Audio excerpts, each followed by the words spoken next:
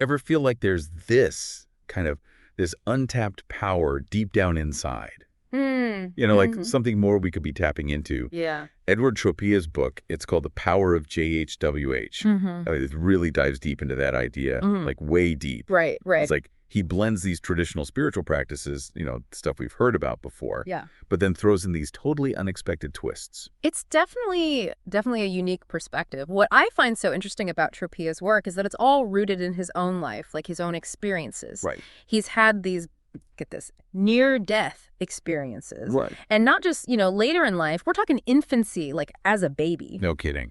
And then he also spent all this time with, like, a legit spiritual master over in France. Mm-hmm. Yeah, so his book, it's not just theory, it's like really vivid, draws you into this whole other reality. That's wild. And it's not every day you hear about, spontaneous enlightenment during meditation, right? Right. Like this book, it really kind of pushes those boundaries of what we think of as, I don't know, like typical self-help spiritual stuff. Definitely unconventional. But let's get to the heart of it, right? Okay, yeah. One of the big things he talks about is this idea, it's kind of like a foundational principle for him, this divine spark. Right. And he says that it's within each of us, like you, me, everyone listening. We all have this inherent divinity, all this untapped potential, just waiting to be, like, awakened. Yeah, it's a powerful concept. It's like that idea of being made in God's image, you Yeah. know? But the thing with Tropia is he doesn't just leave us with this idea. He actually lays out this whole roadmap for how to cultivate that inner power, how to tap into it. Okay, so how? What's he suggesting? Meditation is a big one. Meditation, okay. But here's where it gets interesting. Okay, Forget the tranquil nature sounds or, those guided visualizations. right. He suggests using, get this, frozen fruit. Frozen fruit. Frozen fruit to help you focus during meditation. Wait, what? How's that work? So it sounds strange, I know, but the idea is that the cold, that unexpected sensation, it kind of jolts your mind back from wandering thoughts. Huh. It's like a slap in the face to bring you back to the present moment. Okay. It's very Tropia, very unconventional. That's definitely a different kind of mindfulness, Bill. Mhm. I like it. So frozen fruit for focus. What else? Sound is another big one. Okay. Specifically using the names of God during meditation. Oh, interesting. He's really into this idea of sound as like a vibrational tool, to kind of align yourself spiritually. I like that. It's like using sound as this direct line to the divine. Exactly. And it actually goes back to a lot of ancient mystical traditions, this idea of sound and vibration. He believes these specific sounds can create powerful shifts within us, help us connect with that divine energy. Wow. So we've got frozen fruit, we've got sound, and it's not just about our personal practice either, right? Right. He talks about bringing this idea of alignment into, our everyday lives. Exactly. He actually challenges us to see even the most, mundane tasks. Yeah. Like doing the dishes, folding the laundry, whatever. He says we should see those as acts of service, like seva, offerings to God. Oh, wow. Yeah.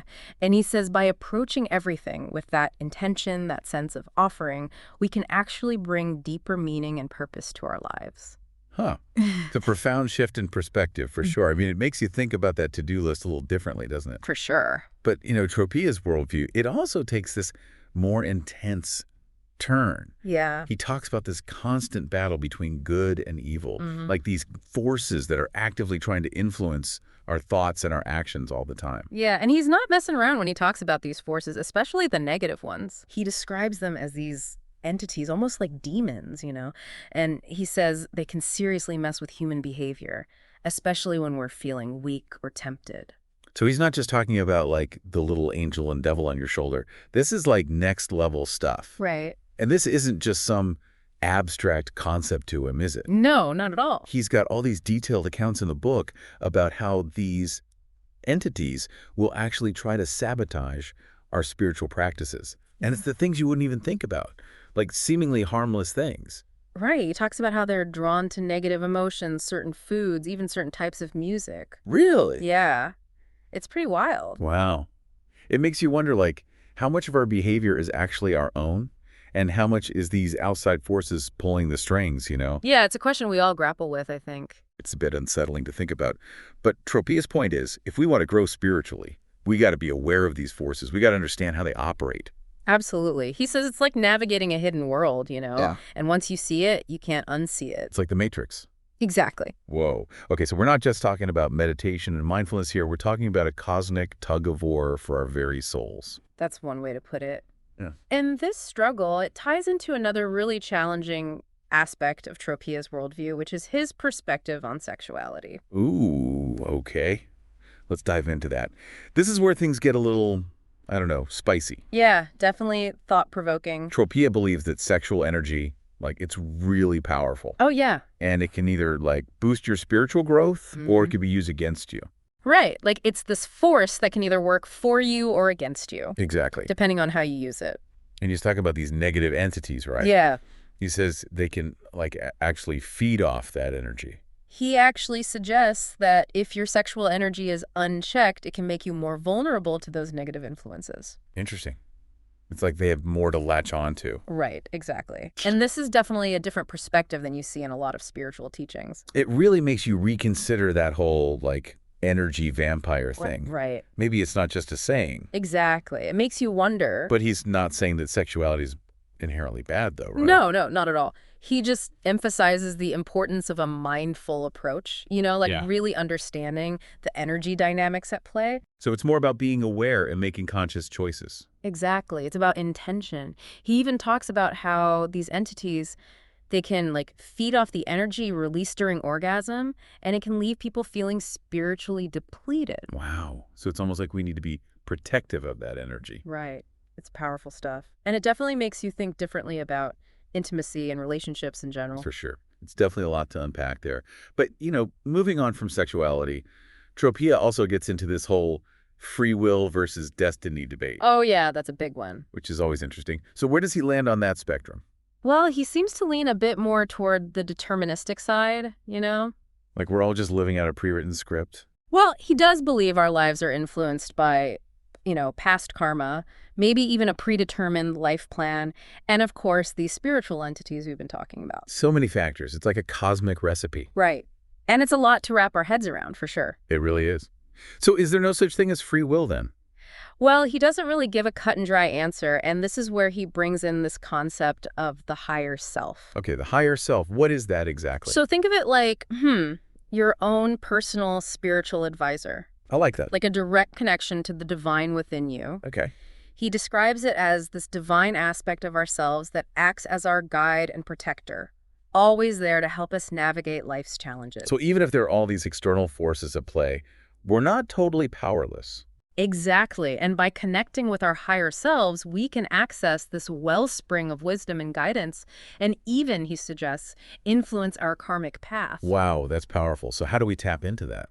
He believes it's a combination of practices, the meditations we talked about earlier, prayer, acts of service, and just striving to live ethically and morally. So it's about aligning our actions, our thoughts, everything with that higher aspect of ourselves. Exactly. And it's a journey, a lifelong journey of self-discovery and spiritual growth. It's like peeling back the layers of an onion. Right. And who knows what we'll find at the center. So it's like we're not just along for the ride. We actually have some say in how things play out. Right, exactly. But then how does that work with, destiny and karma? Can we actually change our destiny by tapping into that higher self? That's the million-dollar question, isn't it? Right. And Tropia, he seems to be saying it's less about changing a fixed destiny and more about realizing that the choices we make, they create these ripples. Okay. They influence how our lives unfold within, the bigger picture of karma. So it's not about avoiding all the bumps in the road.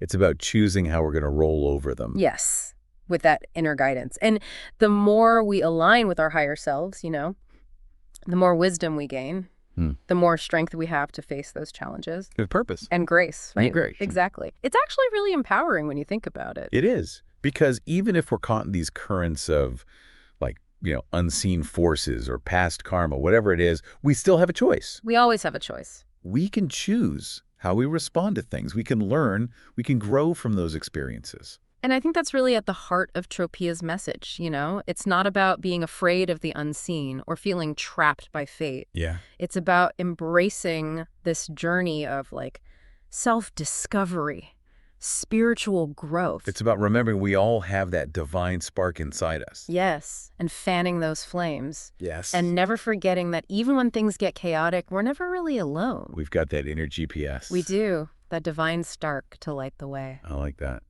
Well, this deep dive into the power of JHWH, I'll tell you what, it's given us a lot to think about. It really has. It's like this blend of like ancient wisdom, but then, you throw in those unexpected practices, thought-provoking ideas. Right. It definitely challenges you to look beyond the surface, go deeper. Connect with that spiritual core. Exactly. And whether you agree with everything Cropia says, you got to appreciate that he pushes us to question our assumptions. To explore. Yes. Explore those big mysteries of existence. And who knows what we might discover on that journey. That's the exciting part. That's the whole point, right?